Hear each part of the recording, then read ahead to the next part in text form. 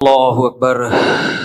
رواں ہفتے ایک معروف اداکارہ عائشہ خان کے انتقال کی خبر بہت مشہور ہوئی۔ مرحومہ اداکارہ کی عمر 77 سال بتائی جا رہی ہے۔ ان کے انتقال کا علم تقریباً 7 روز بعد ڈیڈ باڈی کی اسمیل سے ہوا، بدبو سے ہوا۔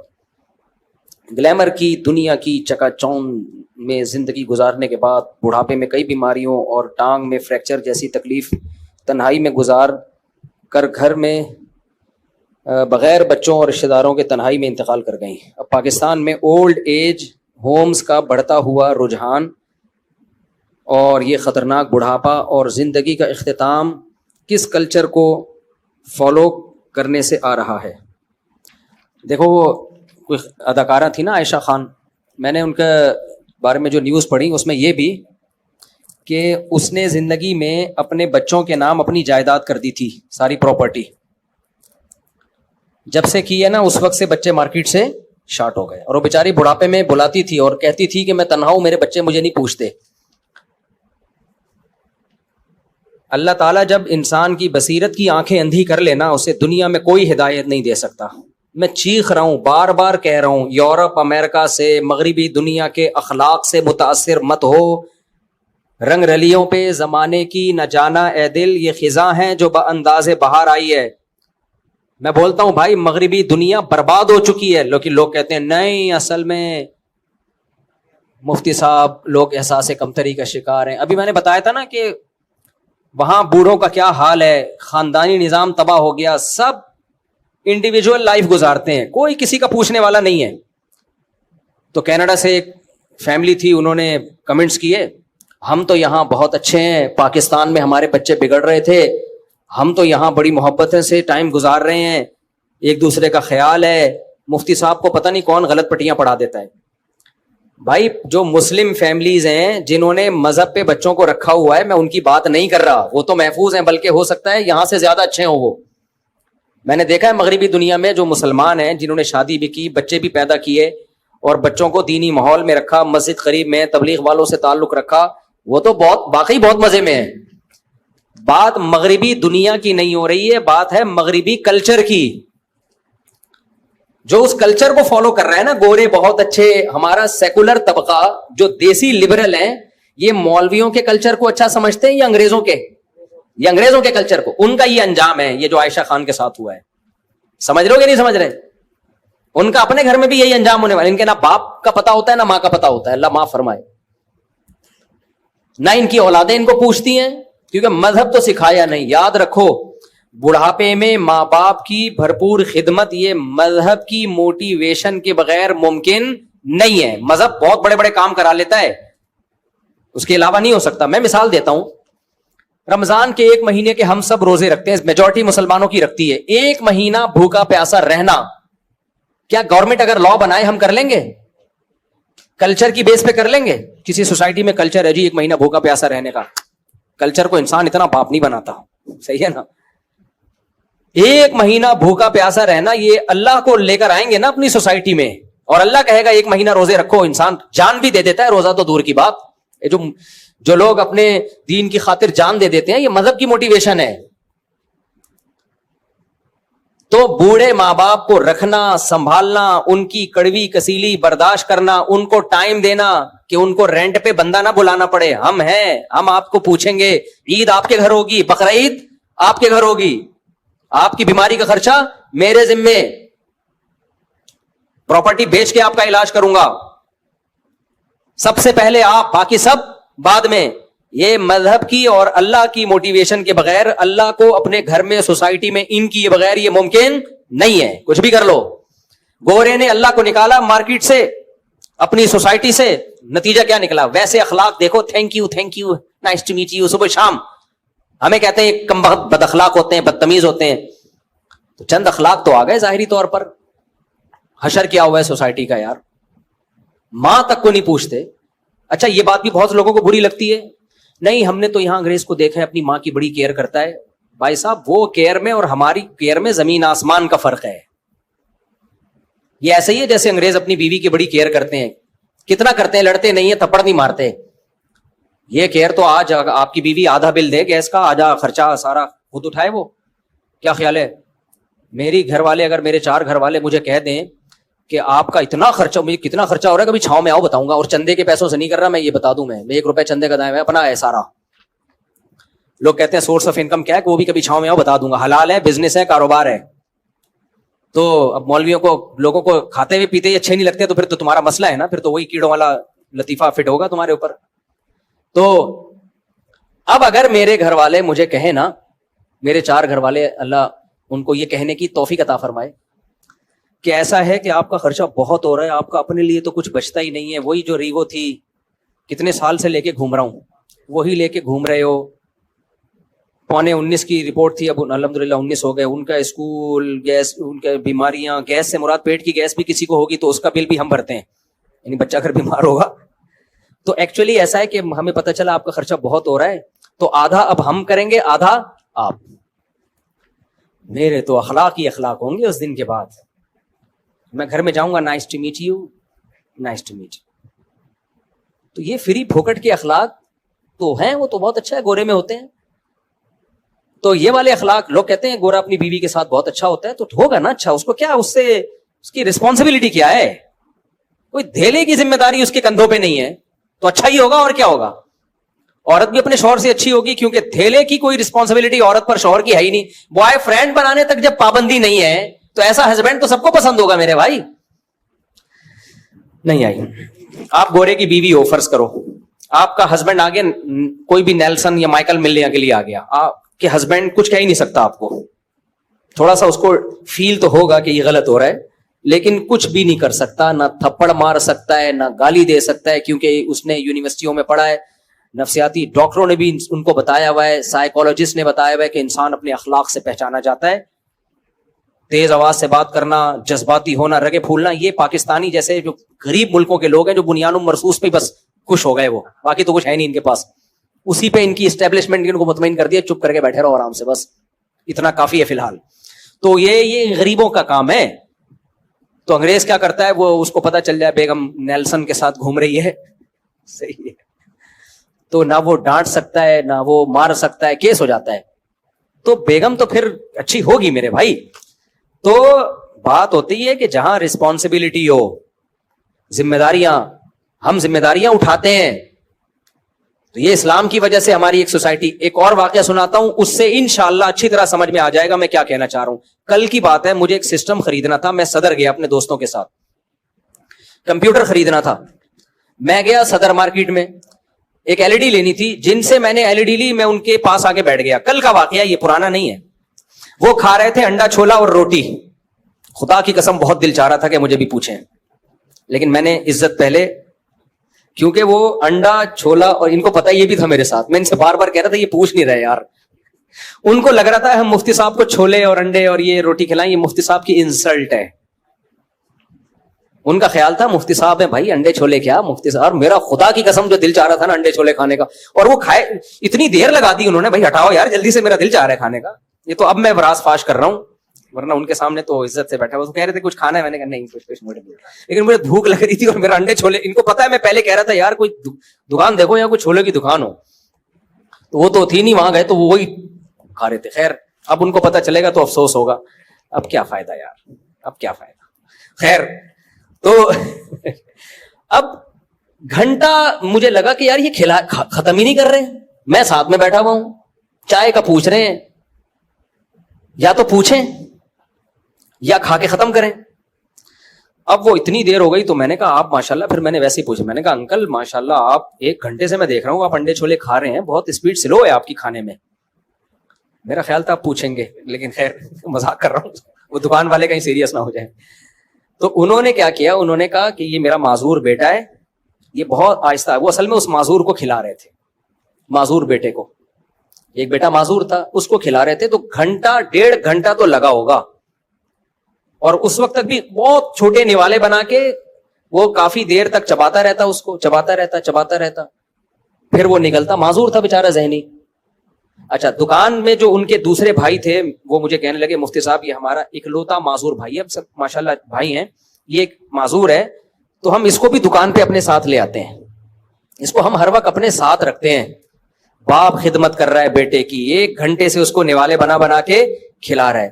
بھائی اس معذور بھائی کو ساتھ رکھ رہے ہیں, کہ تھوڑا لوگوں میں بیٹھے گا, ہو سکتا ہے کچھ دماغی لیول اس کا ٹھیک ہو جائے. میں نے ان سے اسی وقت کہا, میں نے کہا خدا کی قسم یہ ظرف انگریز کے پاس بولو نہیں ہے, حالانکہ یہ کوئی بہت مذہبی گھرانہ بھی نہیں ہے. میں نے کہا میں نے باہر ملکوں میں بھی سفر کیا, وہاں معذور کے ساتھ پتہ ہے کیا ہوتا ہے, گورنمنٹ بہت اچھا سلوک کرتی ہے. جیسے ہی آپ کا بھائی بہن کوئی معذور ہے, آپ گورنمنٹ سے رابطہ کرتے ہیں, بھائی کوئی انتظام کرو, وہ کوئی ملازم رکھتے ہیں. وہ اسی لیے رکھتے ہیں, ان کو پتا ہوتا ہے کہ یہاں مسلمان ہوں, خاندانی لوگ ہوں, وہ ایک الگ بات ہے. نارملی کوئی نہیں یہ پٹیک پالتا, بھائی اولڈ ہاؤس میں جمع کراؤ, معذور خانے میں جمع کراؤ, یہاں ہی رکھنا ہے تو گورنمنٹ سے بندہ لو. گورنمنٹ کا بندہ پھر وہ بڑی ایکوریسی سے کام, اس کو تنخواہ ملتی ہے, 12 گھنٹے میں شفٹیں چینج ہوتی ہیں. یہ کیوں ہے وہاں کی گورنمنٹ اتنی اچھی؟ ضرورت ایجاد کی ماں ہے, ان کو پتا ہے کہ گورنمنٹ ان معذوروں کا خیال نہیں کرے گی, ان کا اتنا ظرف نہیں ہے کہ یہ معذوروں کا خیال کریں. ایک تو بہن بھائیوں کی تعداد بہت تھوڑی ہوتی ہے, یہاں تو 4-5 بھائی اور ابا مل کے پال رہے ہیں ایک معذور کو. ایک ہی بھائی ہوگا تو وہ تو ساری رسپانسبلٹی اس کی ہوگی, کھلائے گا بھی وہ, دکان بھی وہی چلائے گا. تو فیملی بھی ہمارے یہاں بڑی ہوتی ہے, مل کے پال لیتی ہے, جذبہ بھی ہے کھلانے پلانے کا. لوگ کہتے ہیں یہ ٹیکس چور ہیں پاکستانی, اور باہر ملکوں میں انگریز ٹیکس ٹائم پہ دیتا ہے. بھائی ہم ٹیکس چور اس وجہ سے نہیں ہے کہ ہم لالچی ہیں. اگر ہم لالچی ہوتے, بقرعید پہ کروڑوں اربوں روپے کی قربانیاں نہ کر رہے ہوتے, کروڑوں اربوں روپے کی زکاتیں نہ نکال رہے ہوتے. حالانکہ وہاں تو کوئی پنشمنٹ بھی نہیں ہے, آپ اگر زکات نہ دو کوئی پوچھنے والا ہے آپ سے.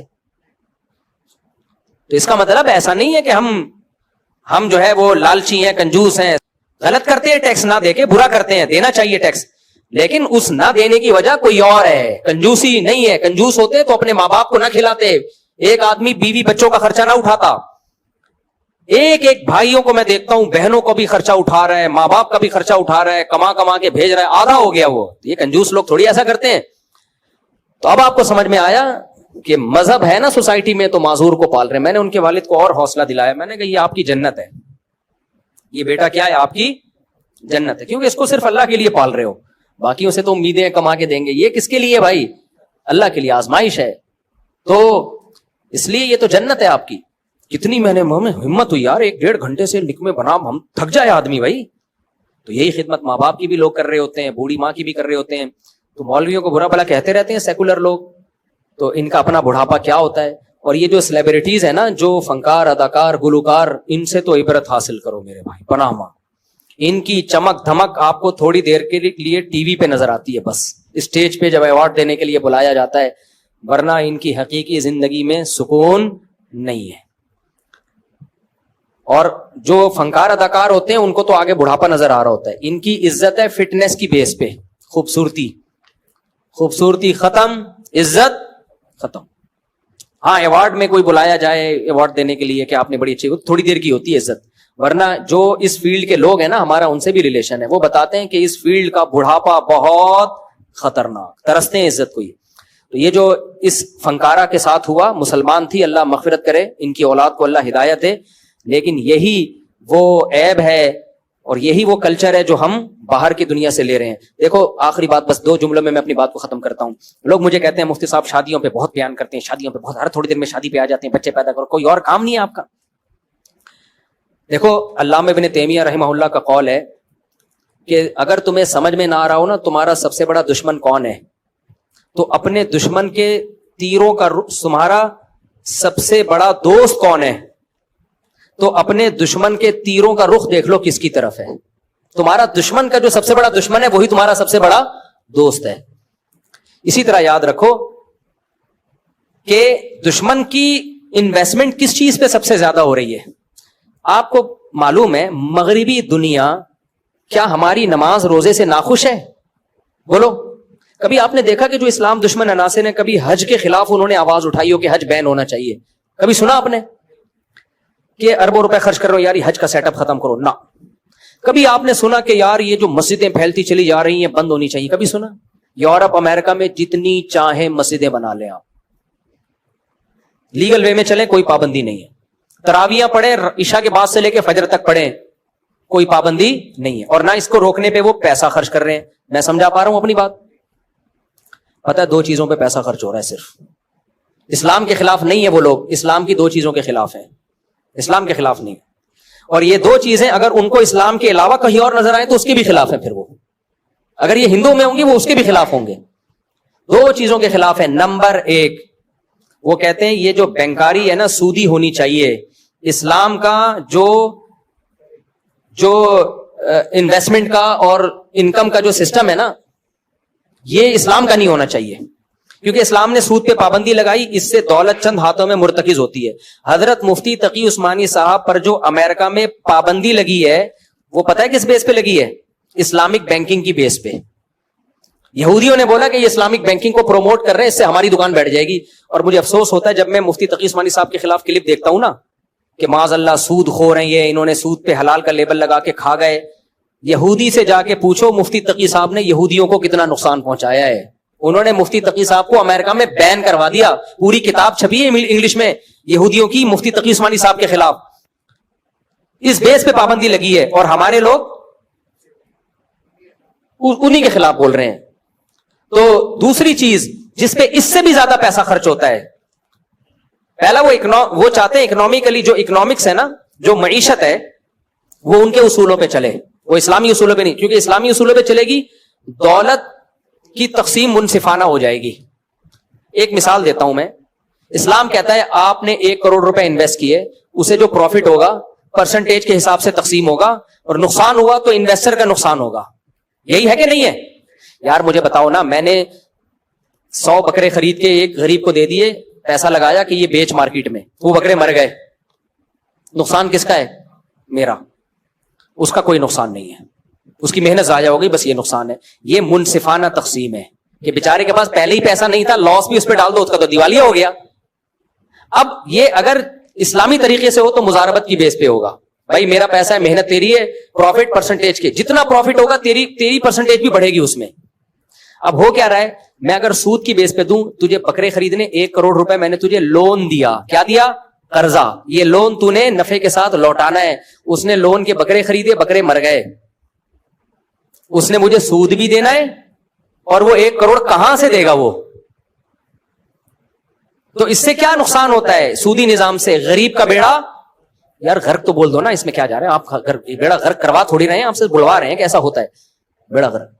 تو تبھی آپ دیکھو یہ تاجر لوگ ہم سے زیادہ تر تاجر نماز کے مسئلے پوچھیں گے, زکات کے مسئلے پوچھیں گے, قربانی کے پوچھیں گے, تجارت کے بہت کم پوچھتے ہیں. میں نے ایک دفعہ پنجاب میں کوئی تاجروں سے بات کی کہ میں ایک ورکشاپ کروانا چاہتا ہوں تجارت کے شرعی مسائل پر, ہم تاجروں کو ٹریننگ دیں گے کہ شرعی لحاظ سے تجارت کب جائز ہوتی ہے کب ناجائز. آج تک وہ دن نہیں آیا. کہہ رہے ہیں تاجر لوگ آمادہ ہی نہیں ہوتے اس پہ. میں نے کہا ان کو بولو ڈرو مت, ہم کوئی آپ کے تجارت بند نہیں کر. ان کو ڈر لگتا ہے یار یہ حرام چیزوں پر ہم کو کھائیں گے کہاں سے ہم. میں نے کہا شریعت میں متبادل ہے, جائز متبادل. تو سب سے زیادہ وہ کوشش کس پہ کرتے ہیں؟ معاشی نظام ان کا چلے, کیونکہ پیسہ ان کی مرضی کے لوگوں کے ہاتھ میں آئے. دوسری چیز جس پہ اس سے بھی زیادہ انویسٹمنٹ ہے وہ آپ کا فیملی سسٹم تباہ کرنا. بات سمجھ میں آ رہی ہے کہ نہیں آ رہی ہے؟ اب اس کے لیے انہوں نے لیبل اچھے اچھے لگائے. اگر وہ ایسے کہتے کہ زنا کو معاشرے میں عام کرو, خاندانی نظام کو تباہ کرو, تو ہم مان لیتے؟ بولو نا, مان لیتے ہیں. جب کوئی چرسی کسی کو چرس پلاتا ہے تو یہ کہتا ہے میں چاہتا ہوں جیسا میں برباد ہو گیا ہیروئن پی کے میری ہڈیاں نکل آئیں, تو بھی ہڈیاں نکال, تو بھی مر, تیرا پروگرام جائے گا ور. کیسا شعر کہا میں نے. تو پیے گا ہیروئن, وہ آئے گا کہ ہم تو ڈوبے ہیں سنم, تم کو بھی لے ڈوبیں گے. وہ آئے گا لگا کے دے, خدا کی قسم ایسا مزہ آئے گا, مزہ نہ آئے پیسے واپس. آپ اس کو بولے تیری تو ہڈیاں نکل گئیں. ابے یہ ہڈیاں نہیں ہیں, لائف کو انجوائے کرنا اسی کو تو کہتے ہیں. اور تو اتنا نہ پینا کہ ہڈیاں نکل آئیں, تو وہ اچھے لیبل لگائے گا. تو اب مقصد تھا خاندانی نظام کو تباہ اور برباد, کیونکہ ہمارا مذہب اگر محفوظ ہے نا, ہم مسلمان ہیں بھائی, یہ سوسائٹی ہے نا, سوسائٹی سے نکلنا آسان تھوڑی ہوتا ہے. تو اس خول سے نکالا جائے, اس کے لیے انہوں نے مردوں سے زیادہ محنت کی عورت پہ. بے حیائی مردوں سے نہیں پھیلتی, مرد ہمیشہ سے ٹھرکی تھے, ٹھرکی ہیں, ٹھرکی رہیں گے, سوائے چند فیصد لوگوں کے. مرد کو جب عورت فری میں ملتی ہے, تہجد گزار ہوگا, نیک ہوگا, وہ جائے گا کہے گا توبہ کر لوں گا بعد میں, ایک دفعہ ٹھڑک پوری کرو. اللہ ماشاءاللہ بہت کم لوگ یوسف علیہ السلام جیسے, اور جو 7 آدمی عرش کے سائے میں ہوں گے جن کو عورت دعوت دے اور وہ زنا سے بچ جائیں, ایسے لوگ مارکیٹ میں کیا ہوتے ہیں؟ شارٹ. عورت کی طبیعت میں اتنی ٹھڑک نہیں ہوتی, اس کی طبیعت میں حیا ہے. وہ چاہتی ہے بھائی میں اپنے شوہر کے حوالے اپنے آپ کو کروں گی, میرا شوہر ہو, میرے بچوں کا باپ ہو, مجھے خاندان ملے, مجھے سوسائٹی ملے, مجھے عزت ملے جیسے میری ماں کو ملی تھی, میری دادی کو ملی تھی. ایسے ہی تھوڑی کوئی بھی آ جائے میرے پاس. تو انگریز نے سوچا کہ محنت مرد پہ نہیں کرنی, کس پہ کرنی ہے؟ عورت پہ. کس پہ کرنی ہے بھائی؟ اور عورت کا بیڑا غرق کرنا ہے. تو اس کو کہا کہ آزادی. کیا اس کو سکھایا؟ پردے سے آزاد ہو جاؤ, بس اتنا کافی ہے. گھر کی چار دیواری سے آزاد. جاب کرنا جیسے تمہارا حق ہے, جیسے تمہارے شوہر کا حق ہے, تمہارا بھی حق ہے. ابے جاب کرنا حق نہیں ہوتا, کمبختوں ذمہ داری ہوتی ہے. تم کمبختوں یہ ذمہ داری کو کیا کہہ رہے ہو؟ حق ہے. بے وقوفوں والی بات ہے یار. میں کما رہا ہوں, یہ میرا حق نہیں ہے, میری ذمہ داری ہے. اگر آپ مجھے ذمہ داری سے ہٹا دیں گے میری تو عیاشی بڑھے گی. واہ بھائی واہ. اسلام نے عورت کو آزادی دی تھی کہ تم جاب کی پابندیوں سے آزاد ہو. تمہارے شوہر کی ذمہ داری ہے جاب کرنا. اس کو بول دیا کہ تم آزاد ہو, جاب کرو. ابھی ایک لبرل انٹی کا بیان آیا, بڑا خاندانی بیان کیا. اس نے کہا ہمیں الو بنایا گیا ہے کہ جاب کرنے میں ہم آزاد ہیں. کہہ رہے ہیں آزادی, ہم تو اور مصیبت میں آ گئے. ہم جاب کر کے کمبخت سسرال کو بھی کھلا رہے ہیں, بچہ بھی پال رہے ہیں, اور گھر بھی ہم سنبھال رہے ہیں, اور میاں صرف ایک جاب کر رہا ہے. ہمارا تو بیڑا غرق ہو گیا. تو عورت کو آزاد کیا, شوہر سے آزاد, بھائی سے آزاد, باپ سے آزاد. اس کو دفتر میں جا کے باس کا غلام بنا دیا, جہازوں میں ایئر ہوسٹس کو کمپنیوں کا غلام بنا دیا. مجھے سب سے زیادہ ترس ایئر ہوسٹس پہ آتا ہے. کل میں ایک ویڈیو دیکھ رہا تھا, میں نے گھر والوں کو کہا, وہ ہم جہازوں کی ویڈیو دیکھنے کا مجھے بڑا شوق ہے کہ جو ہوتے ہیں نا جہاز کریش کیسے ہوئے یا کیسے بنتے ہیں. تو میں نے کہا یہ ہم جاتے ہیں نا کبھی لمبے روٹ پہ امریکہ جا رہے ہیں تو 18-20 گھنٹوں کی فلائٹیں ہو جاتی ہیں. اس میں ایئر ہوسٹس کی ڈیوٹی 6 گھنٹے 8 گھنٹے تک اس کی پیشانی پر لکیر آنے پر گورنمنٹ کی طرف سے پابندی ہے. نہیں آئی میرا خیال ہے بات. اس پر پابندی ہے کہ 8 گھنٹے میں ایک دفعہ آپ کی پیشانی پر یہ نہیں, آپ اس کو 100 دفعہ بٹن دباؤ نا, یہ چاہیے وہ چاہیے, یہ نہیں, یوں نہیں ہوگا, ایسے نہیں, وہ ایسے ہی. تھینک یو, شکریہ, تھینک یو. ابے خدا کی قسم بہت مشکل ہے یہ تھینک یو. آدمی کا دل چاہتا ہے رکھ کے چماٹ لگائے. بعض کسٹمر ایسے ہوتے ہیں, یار ابھی چائے پیتی ہے, ابھی پانی منگوا رہے ہو, ایک دفعہ منگواؤ نا. گھر میں تو بول دے گی بیوی, انڈے لینے بھیجا تھا, ڈبل روٹی اٹھا کے لے آئے. لیکن ایئر ہوسٹس نہیں کہہ سکتی. یہی ایئر ہوسٹس کسی مالدار کی بیوی ہوتی جو اس سے ڈبل مالدار ہوتا, وہ اس کو یہ ساری سہولتیں گھر میں اس سے ڈبل دے رہا ہوتا اور ڈانٹے بھی سن رہا ہوتا. لیکن مالدار کو دوسری شادی سے بولو نا روک. وہ کروڑ پتی ارب پتی آدمی میرے دوسری شادی کے بیان پہ اعتراض کر رہا ہوگا. بھائی تو ایئر ہوسٹس سے شادی کر, جتنی اس کی تنخواہ ہے 10 لاکھ تنخواہ ہے تو 20 لاکھ دے اس کو. ایسے ایک کروڑ پتی ہیں, لیکن اس کروڑ پتی کو سمجھا دیا شادیاں وادیاں کرنا بری بات ہے, وہ بھی عیاشی میں لگا ہوا ہے. خیر, تو عورت کو بے پردگی کرا دی اس سے خاندانی نظام تباہ ہو گیا. پھر عورت کو کہا تم بچہ پیدا کرنے کی مشین نہیں ہو. اگر ہو بھی گئی نا شادی, اب اسے نسل بنانے سے روکا جا رہا ہے. حالانکہ اولاد گفٹ, یہ ایسے ہی ہے جیسے آپ کے گھر میں نوٹ چھاپنے کی مشین آ جائے تو آپ بولو گے کہ میں نوٹ چھاپنے کی مشین مجھے نہیں چاہیے. بھائی وہ نوٹ چھاپ رہی ہے, عورت پیدا وہ گدے گھوڑے نہیں پیدا کر رہی, وہ انسان پیدا کر رہی ہے, بیٹے بیٹیاں پیدا کر رہی ہے. تو یہ تو مشین بہت اچھی مشین ہے بھائی. زمین آلو پیاز ٹماٹر پیدا کرتی ہے, کسان کے دل میں قدر ہوتی ہے. اور یہ کون پیدا کر رہی ہے؟ انسان. کوئی سائنٹسٹ بنے گا, کوئی فوج میں جائے گا, کوئی تاجر بنے گا, یہ انسانوں کو پیدا کر رہی ہے. تو اس کو یہ سکھا دیا ہم بچے پیدا کرنے کی مشین نہیں ہے. اس سے اس کی تنہائی ہے. عورت کا سب سے بڑا سرمایہ, دیکھو کوئی عورت کو عزت دے نہ دے, اسلام, کلچر, فیملی پابند, یعنی اخلاقیات کیا کہتی ہیں, ماں سے بڑا حق آپ پر کسی کا نہیں ہے. تو اس کو ماں کے حق سے ہی محروم کر دیا. بیوی کو وہ عزت تھوڑی ملتی ہے جو اولاد کی طرف سے ماں کو ملتی ہے. بہن کو وہ عزت تھوڑی ملتی ہے جو اولاد کی طرف سے ماں کو ملتی ہے. ایئر ہوسٹس کو خدا کی قسم کمپنی کی طرف سے وہ عزت مل نہیں سکتی جو بیٹے کو, جو ماں کو کس کی طرف سے ملتی ہے, بیٹے بیٹیوں کی طرف سے ملتی ہے. اللہ نے حکم دے دیا نماز پڑھتے ہوئے پکارے, نماز توڑ کے جواب دو. باس کے بارے میں تھوڑی حکم دیا ہے. عورت کا سب سے بڑا سکون, سرمایہ, سہارا وہ کیا تھا؟ اولاد.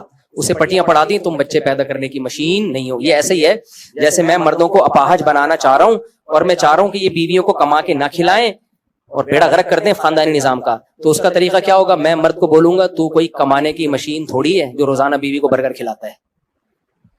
کیا خیال ہے بھائی؟ ایک آدمی روزانہ انڈے بھی لے کر آ رہا ہے, دہی بھی لے کر آ رہا ہے. وہ آدمی سے مراد میں ہوں, یعنی آپ لوگ بھی ہیں. روزانہ انڈے لا رہا ہے, دہی لا رہا ہے, میں تو یہی کام کر رہا ہوتا ہوں. میں لوگ کہتا ہوں میں جہاں نکلتا ہوں لوگ سیلفیاں اور مفتی صاحب اسٹائل سے جا رہے ہیں, ایسی آ رہی ہوتی ویڈیوز, حالانکہ میں دہی لینے جا رہا ہوتا ہوں. اگر پتہ چل جائے نا ایسے اسٹائل جیسے میں غزہ فتح کرنے جا رہا ہوں, یہ میرے اسٹائل آ رہے ہوتے, میں گھر میں بتاتا ہوں میں دہی لینے جا رہا تھا اور دیکھو اسٹائل کیا مارا ہے لوگوں نے. تو اب میں بتاؤ میں دہی لینے جا رہا ہوں, میں ٹماٹر لینے جا رہا ہوں, کوئی بندہ آئے میرے پاس, مفتی صاحب تم اپنے گھر والوں سے بولو جاب کریں, آپ انڈے لانے کی مشین نہیں ہو, روزانہ ڈبل روٹی لانے کی مشین نہیں ہو. تو دیکھو وہ میرا خیر خواہ بن کے اصل میں میرا بیڑا غرق کر رہا ہے, گھر توڑ رہا ہے, وہ گھر کو کیا کر رہا ہے. بھائی اپریشیٹ کرو مفتی صاحب, خاندانی آدمی ایسے ہی ہوتا ہے, کبھی دہی لینے جا رہا ہے کبھی انڈے لینے جا رہا ہے, یہ اچھے شوہر ہونے کی علامت ہے. تو بیوی کے بارے میں نبی کی موٹیویشن کیا ہے, تزوج الودود الولود, تزوج الودود الولود, بیوی وہ اچھی جو تمہیں کثرت سے اولاد دے, کیونکہ اس سے تمہیں تمہارا اولاد ایلفی کا کام کرتی ہے, ماں باپ کو جوڑ دیتی ہے. وہ جتنے زیادہ بچے ہوں گے چھوڑنا اتنا مشکل. آدمی کہتے ہیں بچوں کو لے کے کہاں جاؤں گا میں, وہ ایلفی کا کام دیتے ہیں, بچے جوڑ دیتے ہیں ماں باپ کو, پھر سہارا بنتے ہیں, پھر ان کی خوشیاں غمیاں سب مشترک ہوتی ہیں. تو جو سب سے بڑی چیز بیوی کو آپ کے ساتھ جوڑنے والی, آپ کے دل میں اس کی محبت پیدا کرنے والی, اس کو یہ کہہ کے کہ بچے پیدا کرنے کی مشین نہیں ہو. تبھی میں کہتا ہوں جو عورتیں بچے نہیں پیدا کرتی ہیں اور کہتی ہیں ہم کو بچے پیدا کرنے کی مشین ہے, تو ان کو بولا کرو ہم کیا کمانے کی مشین ہے. تو مشین کوئی نہیں ہوتا, ایک اللہ نے ایک اولاد دی ہے, یہ نعمت ہے. تو بس خلاصہ یہی نکلا, اٹھا کر پھینک دو باہر گلی میں, نئی تہذیب کے انڈے ہیں گندے. تو یہ ان کا سب سے زیادہ فوکس اس پر ہے کہ خاندانی نظام کو تباہ کیا جائے. تبھی وہ کہتے ہیں شادی مت کرو, گرل فرینڈ بناؤ. نمبر 2 کرنا ہے تو دیر سے کرو, اور دیر سے بھی 1 کرو, اور بچے بھی 1 یا 2. میں بالکل اس کے الٹ چل رہا ہوں, جلدی کرو, شادیاں بھی زیادہ کرو, بچے بھی تباہ کے پیدا کرو, ایسی کی تیسی. چاہو تمہاری یہ جذبہ جب تک نہیں ہوگا مزہ نہیں آئے گا.